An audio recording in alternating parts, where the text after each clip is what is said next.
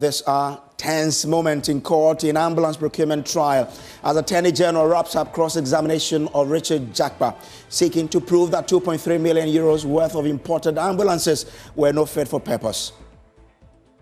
They refused to give the accessories, which was burdened at the port, because they arrived around November 2016. So there was not enough time for Alessabefia to clear them. We have more from the court today as the AG concludes cross-examination of Richard Jakpa, who accuses a trial judge of treating him as a convict. Plus, we hear from the Attorney General's office. Also tonight, Minority MP fights his leadership for allowing lane of controversial LI seeking to regulate prices of cement, saying this shows weakness. I went to the leadership and I told them that we should not allow this LI to be laid. And the argument was that the LI, there have been some proposed amendments to the proposed LI. What amendments? We have details as Minority demands urgent action to address cost of living crisis after price of fuel and electricity tariffs went up. Also, ClockSAG direct all members to lay down their tools, sit at home and abandon government business indefinitely following government's failure to implement new agreed salary structure. Declare a nationwide strike with effect from Wednesday, 3rd July 2024. All staff of the civil service and the local government service should stay away from. Now, after weeks of clamor, the Chief Justice today finally allowed the ongoing explosive ambulance trial to be streamed live, revealing tense moments as the Attorney General wrapped up his cross-examination of the third accused, Richard Jakpa. The AG sought to prove today that the 2.3 million euros worth of ambulances imported under the previous NDC administration were not fit for purpose. At the heart of prosecution's case is their insistence that the letters of credit for the ambulances were improperly executed, causing financial loss to the state. Listen to this tense moment from today's trial as the AG Godfrey Adami clashed with Richard Jakpa, who accused him of heckling, forcing the judge to step in. Is that not correct? My lord, that's very simple. The contract was between DOG, represented by Minister of Health, and Big C. Is that not correct? my lord, the contract was between the government of Ghana, represented by Minister of Health, and BC General Trading LLC. Now, Exhibit X. Hold on. And BC General Trading LLC. BC General LLC. Thank you. Now, Exhibit X was addressed to the Minister for Health. Is that not correct? Exhibit X was addressed to the Minister for Health. Is that not correct? Exhibit X. That is what. Indeed, was addressed to the Minister of Health. Now, in Exhibit X, you do not find anywhere at all that the Minister for Health is directed to establish LC. To establish LC. Is that not correct? My lord, as I was talking of reading Exhibit X that he's referring to. Please read. You asked a question going back. I need to go back there to answer you. Now, straight scrutiny. If there's a line in there, I will try you. This banter is not helping anybody. It makes it difficult also to record accuracy. Right. Unfortunately, you are the one I can speak to because you are the leader of the party. So please, the question is whether in Exhibit X, he said that it is true. You do not find it anywhere that they are to establish the question, the answer, please. Madam, can you please repeat the question? In Exhibit X, you do not find anywhere. You do not find it anywhere at all. That's the Minister for Health or any person at all is directed to establish LCs. Is that not correct? That's not correct. Okay. Because in Exhibit X, it is very, very clear and ambiguous here that, in other words, the government of Ghana is bound by the terms of the agreement and must proceed to perform them or risk paying a huge judgment debt. Must proceed. Yes. Must proceed to perform them. Perform which one? Exhibit V. Yes. The Attorney General. And in Exhibit V, there is LC. You are being so rowdy. I don't think. My lord, he's not allowing me to talk. He's just tackling me here. No one is helping me here. He's not also allowing me to flow to answer his question, my lord. And no one is helping me. Mr. Jakpa, who told you? He's just here heckling me, not allowing me to flow to answer questions. Well, both prosecution and third accused, Richard Jakpa, spoke to the media after that, clash in court where both claimed upper hand on what has been an explosive 3-week-long cross-examination. Our correspondent Latif Idris was there for us and has come through with this report. For the first time today, we had the live video link. That was a request put forth by the first accused person, Dr. Kisilato Forson, and it is now evident that the Chief Justice, Gertrude Tokonu, has granted that request by Dr. Kisilato Forson, and so today's proceedings has been live with the sharing of the video link, and so it remains to be seen what Big C would also say once the parties cross-examine the representative of the Dubai-based business entity. A lot has gone down today here. The Attorney General, Godfrey Yeboah, the main focus today has to do with the contract, the terms of the contract, the time the contract was signed, and whether or not Big C had any mention in the parliamentary approval, the cabinet's approval, and all of that. We heard from the Deputy Attorney General, Alfred Yeboah, who says, based on the cross-examination of Richard Jakpa, they are very confident that they have made their case as prosecutors and are only waiting for the determination by the trial judge. The previous government had over 2 years to have, if any, remedied the situation. Why not? He said at the time it wasn't handed over to government. It was supposed to be kept at a safe place for the installation of the accessories, training of paramedics before it is handed over. So it will not be accurate to say that it had been handed over to government at the time. He explained in court. But you listened to him when he read the letters of Honorable Alex Segbefia, that those ambulances are vans, not my words, the words of Honorable Alex Segbefia. You also listened to his reading of the letters by Honorable Sherry Aite, who also said they were not vans and that they should stop manufacturing the said ambulance. That Richard Jakpa said there is nowhere in this world where you would get an ambulance on the shelf. They refused to give the accessories, which was burdened at the port, because they arrived around November 2016. So there was not enough time for Alex Segbefia to clear them before handing over. That's what they gave to Ajimamenu. And the bill loaded everything of them. So they should just go, clear the accessories, inform the principal Big C, technical people will fly down. They are not that you are now coming to manufacture the ambulance. No. The accessory disposable, that you are just coming to put them in their compartment, put screws and tighten them in some area. Finish. The NDC, the opposition party, led by the National Communications Officer, Sami Jemfi, as usual, they were also in court.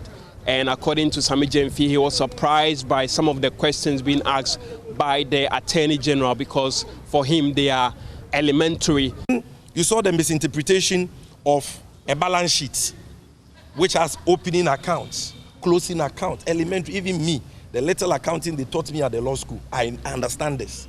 You just see figures in a balance sheet and you interpret that to mean payment to Big C. When that has to do with transactions, debit and credit in the account from which the letter of credit was established, and not payment to Big C. And Jakpa exposed him. But for me, the most embarrassing one, perhaps, was when the Attorney General categorically suggested that, look, there is nothing in the agreement. There is nothing in the agreement that says that Big C will be converting vans into ambulances. He was so sure, take it and show me. Then Jakpa educated him, read it to him. Clause 21, that the entire agreement includes the annexes. And Annex B is clear about conversion.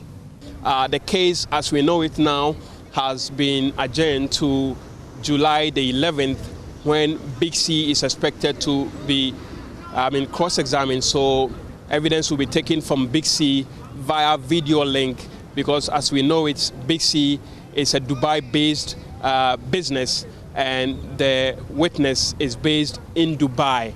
And so the cross-examination will be taken via video link come next week, Thursday, either here at the court complex or at a virtual court in the Supreme Court building. Now, let's speak to a legal practitioner for some understanding of where we are now. Samson Ladia joins us via phone. I'm grateful to you, lawyer, for joining. Now that the prosecution has completed its cross-examination, where next for this issue? So the prosecution actually closed its own case long ago, sometime last year, and then that led to the submission of no case that was filed by the accused person. And on the 30th of March 2023, the court gave a ruling that they had a case to answer because a prima facie case had been established against the accused. And Arthur Paulson then opened this case and also concluded his. Now, it was Jakpa who was testifying in the process in which the Attorney General was also entitled to cross-examine Jakpa, who is the third accused person. And it was in that process that the tangential matter came up about the secret tape and issues about the conduct of the Attorney General. Now, the Attorney General has had the opportunity to cross-examine and finish. Now, Jakpa is opening his case as a third accused. And as we understand, on the 11th, which is the parent company, or so to speak, that he was dealing for agents, well, they have the engineers who will testify. Then we understand he's calling about 8 witnesses in total, and they include Alban Bagwin, because remember at the point he was the Minister of Health, then Alex Segwefia, Kweku Ajiman Mensa, is it? Then a couple of others. And maybe also recently, because the release letter from the military came up, it may also be important, because I shared that when they were speaking after court today, that matter also came up again.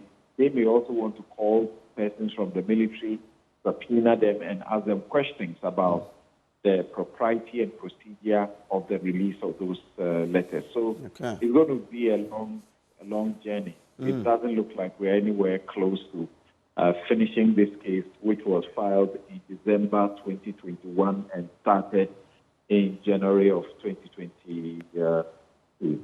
Wow, such a long ride that we should all respect. But today we saw something interesting, that a Zoom link was provided such that everybody could then have access to it. But the question is, why not allow TV cameras, but we use Zoom?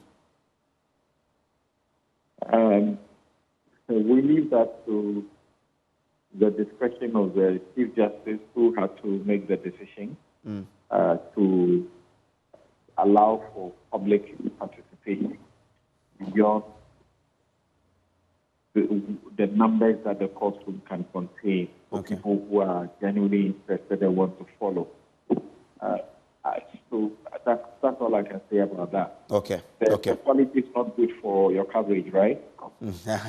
Exactly. But again, it means right for our legal processes in this country. Of course, because this is a rather sensitive matter. Matters have come up, and there have been questions whether it's persecution or a prosecution on good grounds, and the public has been interested. So it's good, it enhances the transparency Okay.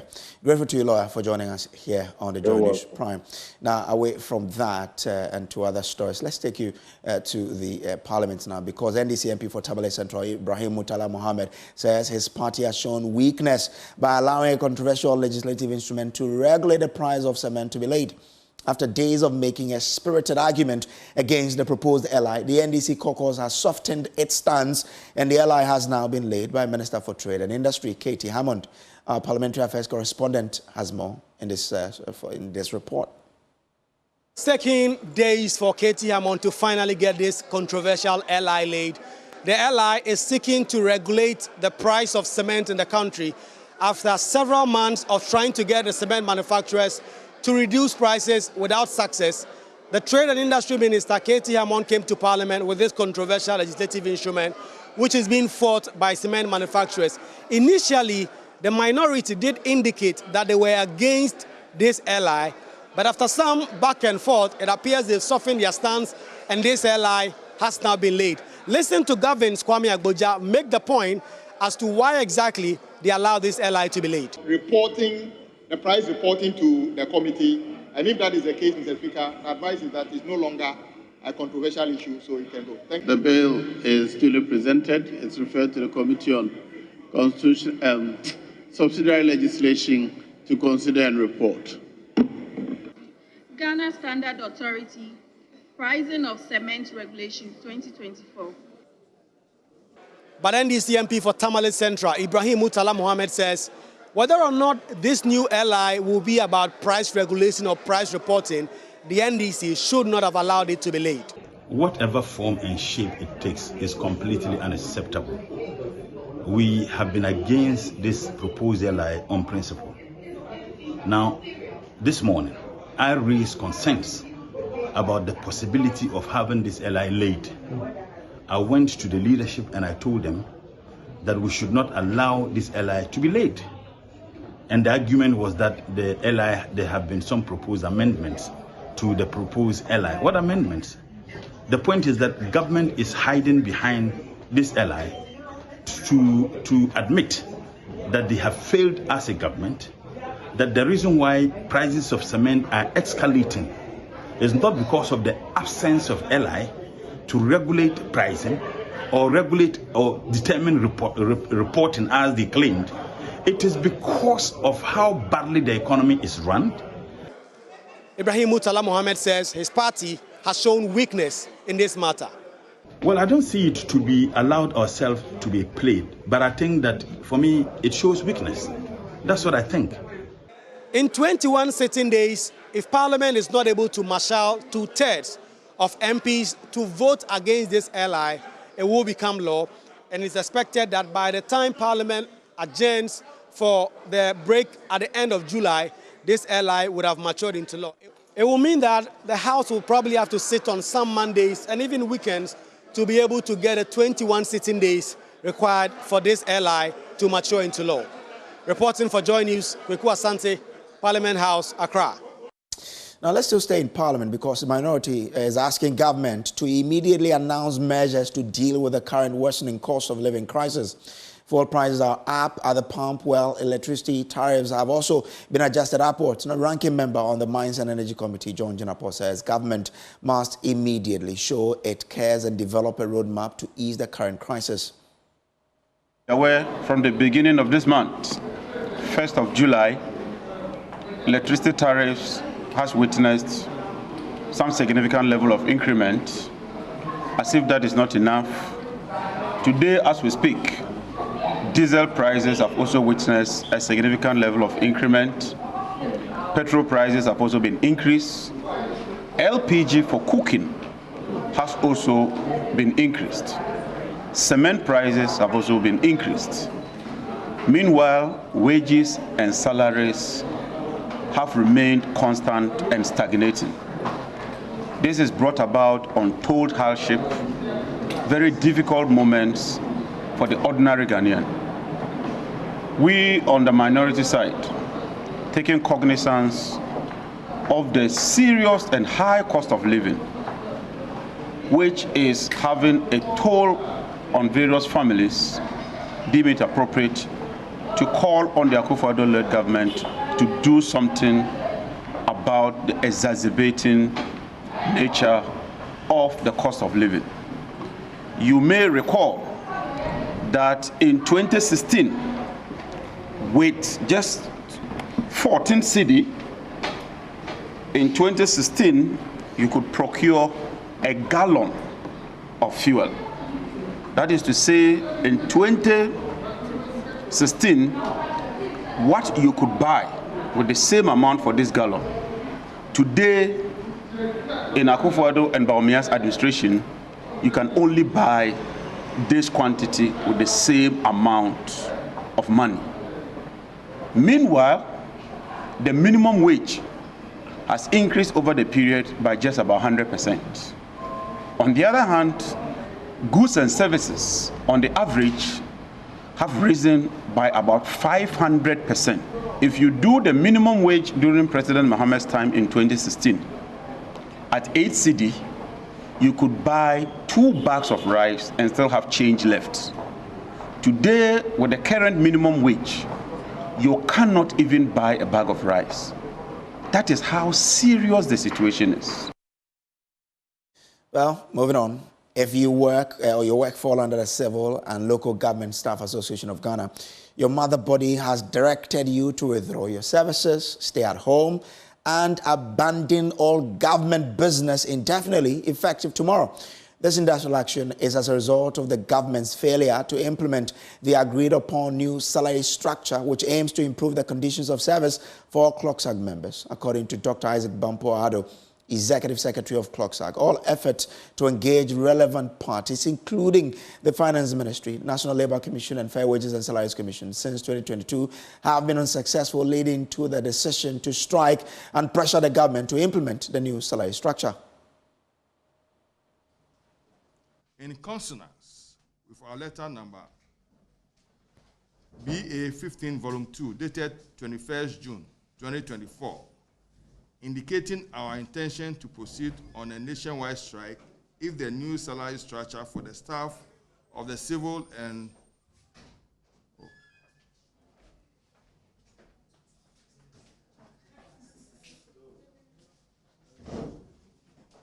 come on, just lock the door because you are disrupted. Of nationwide strike.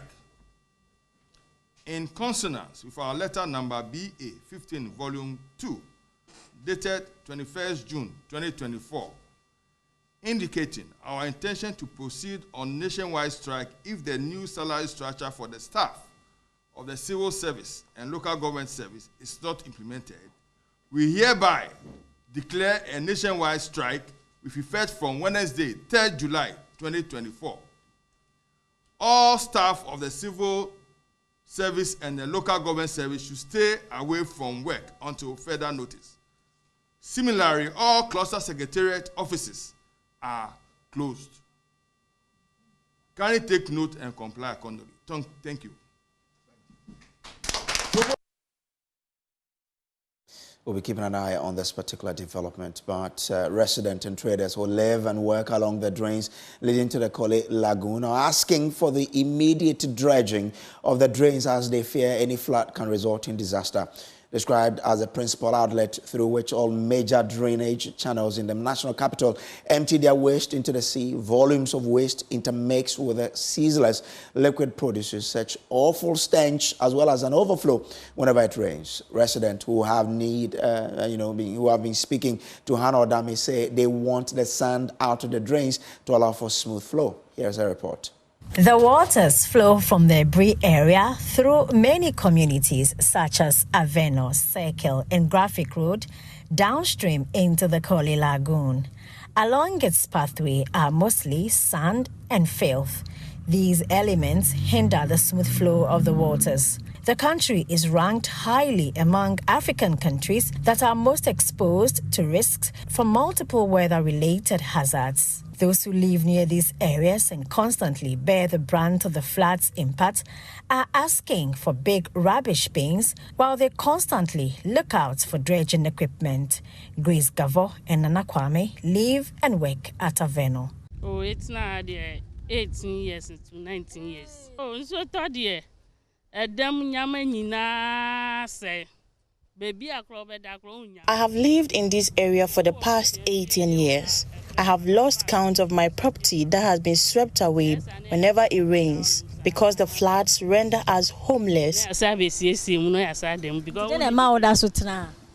Oh, because only baby my wish is to relocate, but I can't pay the rent in other parts of the city which do not get flooded. We plead with government to constantly dredge the lagoon so that it does not overflow when it rains. By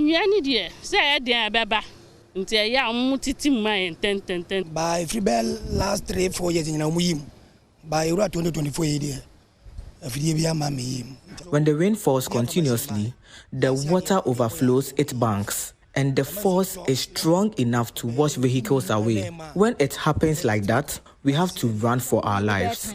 And with the onset of the rains, I plead with authorities to quickly act, or we will not hear good news.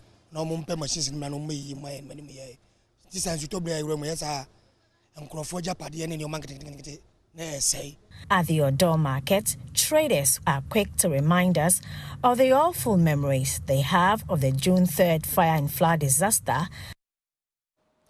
Now, government donate 1.5 million cedis as seed money for the establishment of the National Hydrological Fund launched on Tuesday, July 2nd, 2024. The fund, established by the Ministry of Works and Housing, seeks to provide the needed financial resources for the country's flood management and drainage infrastructure project throughout the country. There's more in this report. The persistent issue of perennial flooding and inadequate drainage infrastructure in parts of Ghana continue to pose significant threats to life and property.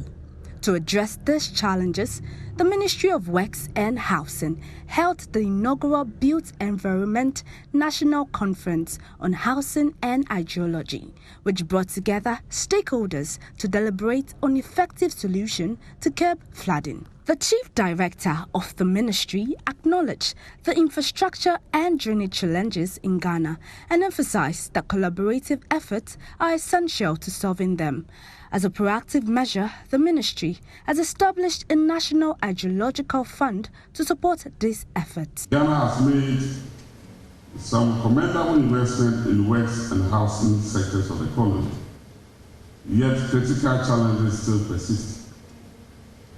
Housing deficit exceeds 1.8 million units, and recurring flood causing millions of cedis in annual damage, necessitating a collaborative efforts towards sustainable solutions. We have the power to turn this conference into a breeding ground for groundbreaking ideas. That is, we can develop practical strategies for increasing affordable housing options, explore flood resilient construction techniques and funding sources, and establish clear implementation plans. Minister for Works and Housing, Kojo Oponkroma, assured transparency by committing to release a report detailing both successes and failure of the ministry's works. Over the next 3 days, ladies and gentlemen, the Ministry of Works and Housing will provide detailed reports on government interventions. We will be open and honest about the successes and the failures as well as the challenges so far, and we want to explore with you new ways of achieving results. Let us not pay lip service to the challenge of floods and sea erosion. Rather, let us follow our words with our money. Government, through the Ministry of Works and Housing, has prioritized an allocation of 1.5 million Ghana cedis as seed money for the fund, which will be handing over to the authority this morning. This is still the Joy News Prime. We'll take a break here. When we return, we have more news for you here, so do stay.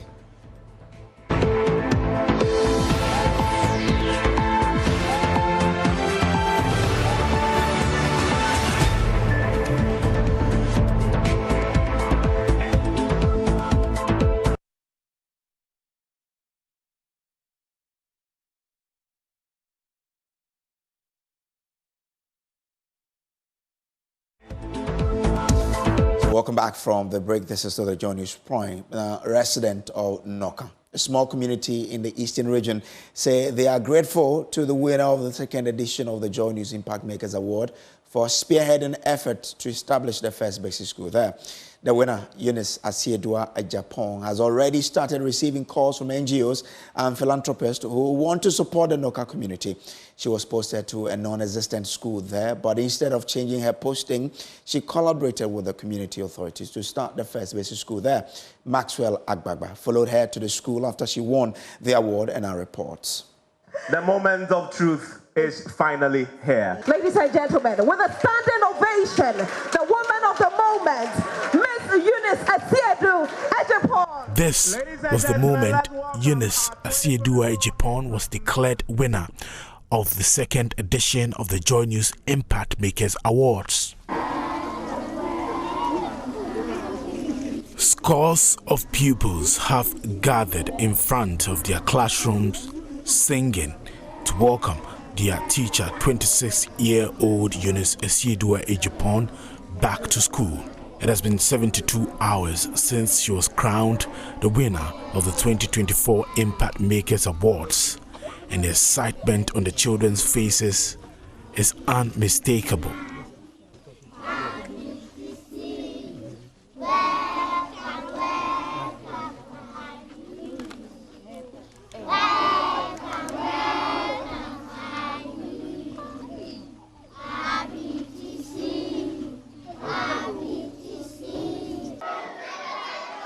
Four years ago, Eunice arrived in this community to find a non-existent school.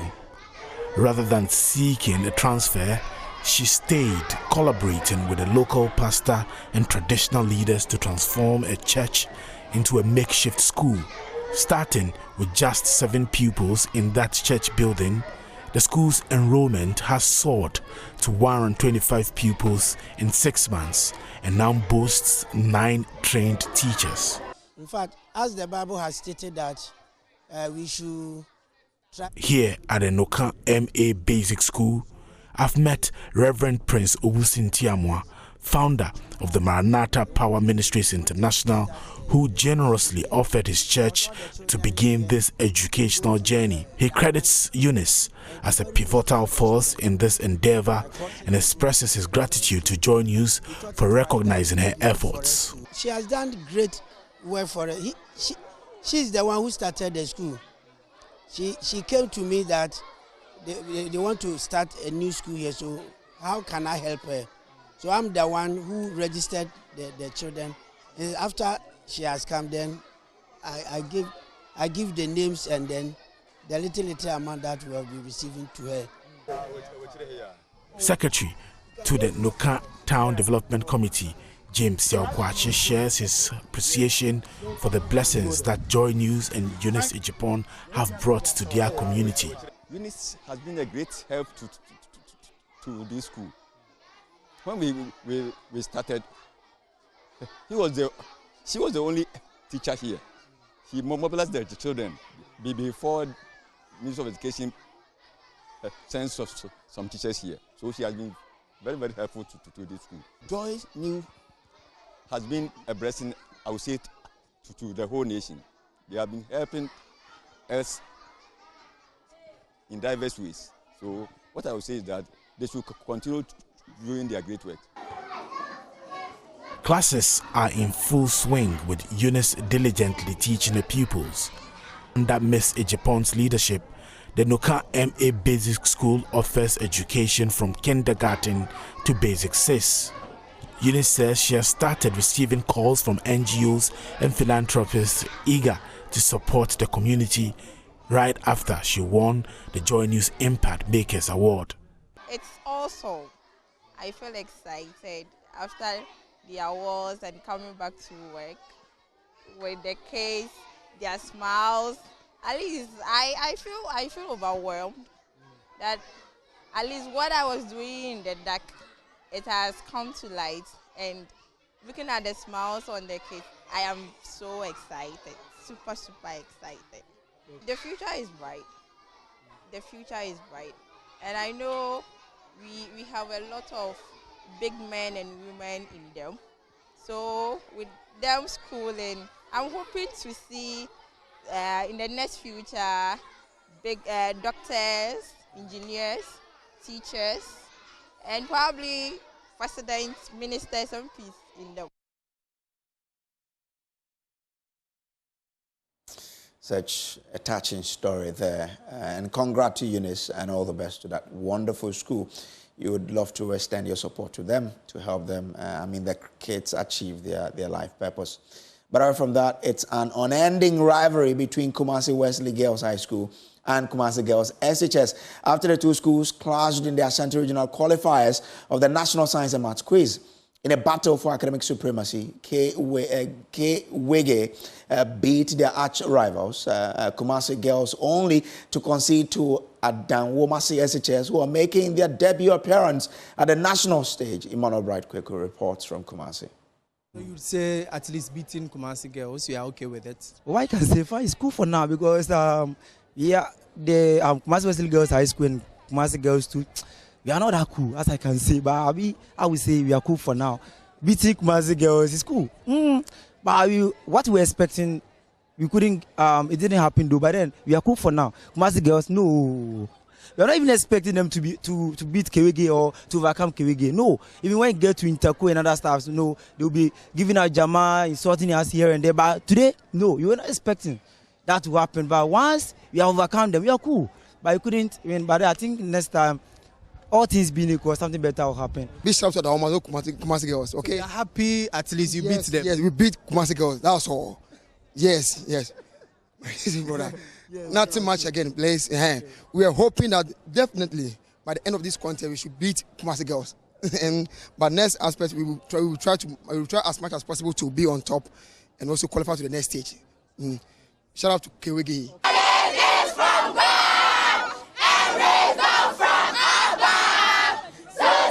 And so these are the students from Adanwomasi SHS, and they have qualified for the first time to the national stage of the National Science and Math Quiz. They beat city rivals, Kumasi Wesley Girls, and also Kumasi Girls and Namong SHS to qualify to the national stage for the very first time. I can see you taking a photo. How do you feel?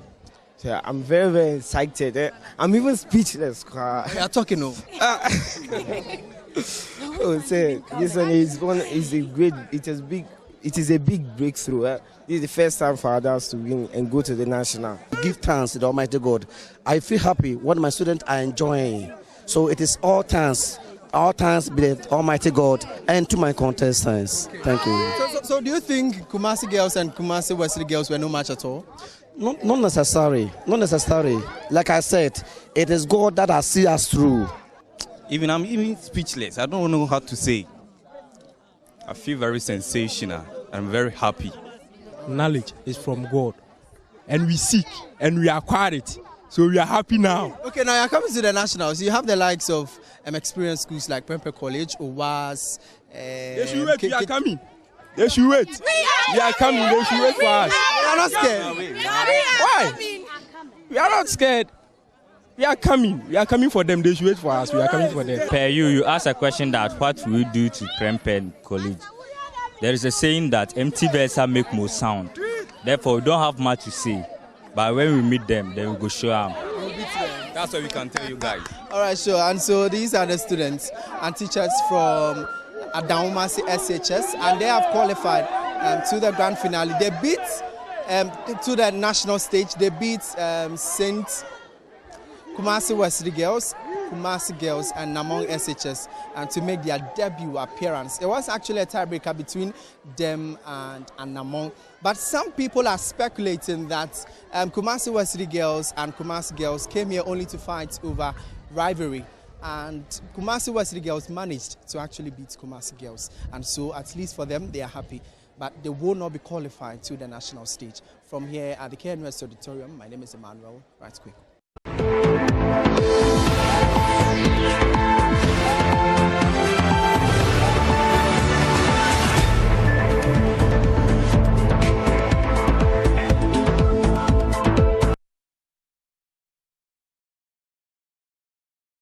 All right, so welcome back to the the Joy News program. Let's do showbiz now because Becky Bex is in the house, and she has all the gist for you. Becky, how are you? I'm okay, Breeze. How are you? I'm good. Let's talk about Chef Smith because he is in the news. So the Guinness World Record has awarded Ghanaian chef Ebenezer Smith, popularly known as Chef Smith, a certificate for setting a new record for the longest cooking marathon by an individual. Chef Smith made the announcement at a press conference at the La Palm Royal Beach Hotel Tuesday. Listen. Different from those who attempted and failed, but I think God, by His grace, with determination and the support from our proud sponsors, Amadia Shopping Center, we were able to, because one of the rules, not all the rules are major, but one of the rules states at every point in time there should be food on fire. Cooking 2 meals at the same time. Cooking 2 meals at the same time. And then it has been one of the things that really encouraged and motivated me to push, not being discouraged by the failure of others. And even with those who fail, I congratulate them and say that it is better to attempt and fail than to fail to attempt. So Guinness is yet to make an official statement on this particular matter because we haven't seen Guinness Book of Records put on their social media pages where they usually announce. But Becky, I read that the police were also after him. Do you know the information? I don't have that information. All I know is that there have been conflicting reports about the authenticity of this particular award. So we're waiting to see if the Guinness Book of Records will give us an official statement saying that he is now the Chef of the Year or the Guinness Book of Records Chef of the Year. Over 800 hours of cooking. This is not cheap. It's not easy. So, well, even if, whatever happens, he's a winner. He's a champion in his own right. Whatever happens. But I also think that he wouldn't come out to, hold a press conference when there's nothing. Exactly, because they communicate by email. By email. He probably might have received the email. We're officially yet to hear from them. And so we'll wait for that. We'll update you in subsequent bulletins. But in a recent interview on Daybreak Hits, Ghanaian gospel singer Hima Messi opened up about her preferences when it comes to music. According to her, she has a strong preference towards songs that impart wisdom and positivity. Stonebwoy and Kofi Kenata made her list. As a musician and also as a minister, would you condemn a song? And what are some of the elements in the song that you would deem profane songs? When you say profane, what do you mean?